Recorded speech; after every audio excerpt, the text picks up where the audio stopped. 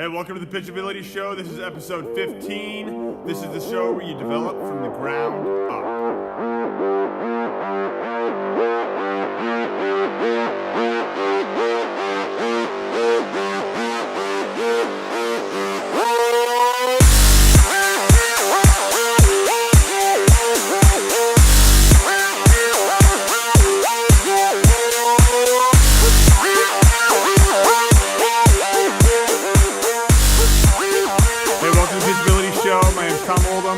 As a reminder, you can find us on Facebook at facebook.com/Tom Oldham Baseball, on Instagram at Tom Oldham Baseball, and on Twitter at Tom Oldham 19.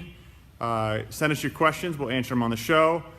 First question that we got today is around power transfer through the body as a pitcher, as a high velocity pitcher. We're going to cover that. But before we do, we are going to have our first Dynamic Velocity Elite Pitching Clinic on Saturday, February 18th. Have some spots left open. They are filling quickly, and we're only taking 15 players per session. So if you're interested, go ahead and register on the website or shoot me an email, and we'll get you all signed up. Hope to see you there. We're also going to kick it over to the guys at ATC. They're going to cover some more power development as a pitcher.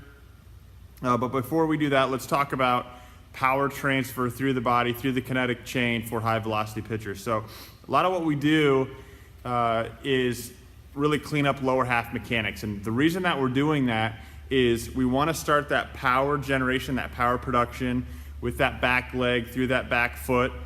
So that's really where power starts, power is generated.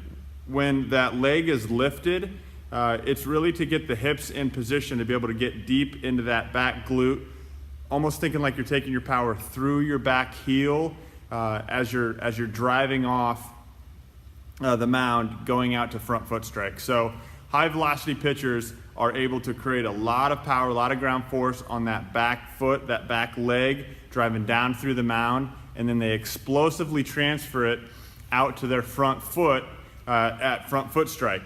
So that's why it's incredibly important to be strong at front foot strike and have a good flexion position, because that is basically you're capturing all of that power that you're transferring from that back leg.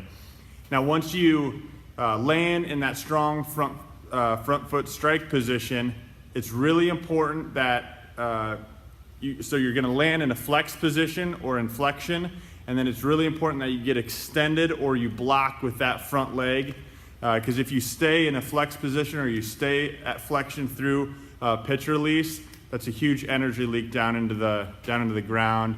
All that power that you generated with your back leg, back foot is basically just sent down into the ground instead of out or actually up through your body, which is how that power is transferred. So it goes from your back foot to the front foot. That front leg blocks as it extends or straightens out, sending that power back up through your core, through your trunk, and then eventually out your arm. So that's why we do a lot of drills, a lot of programming around cleaning up the lower half mechanics, not only so that you can generate that power with the back leg, but that you're transferring it effectively to the front leg and then sending it back up the body for eventually being able to use it through your arm. So that's a lot of what we look at in terms of figuring out where the constraints are in the delivery and cleaning those up.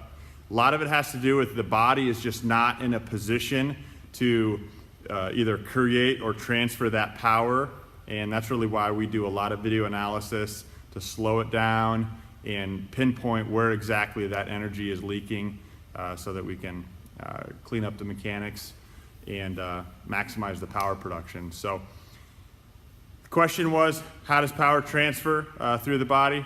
From the back foot to the front foot, through the back up the front leg, up into the core of the trunk, shoulder, and then out the hand.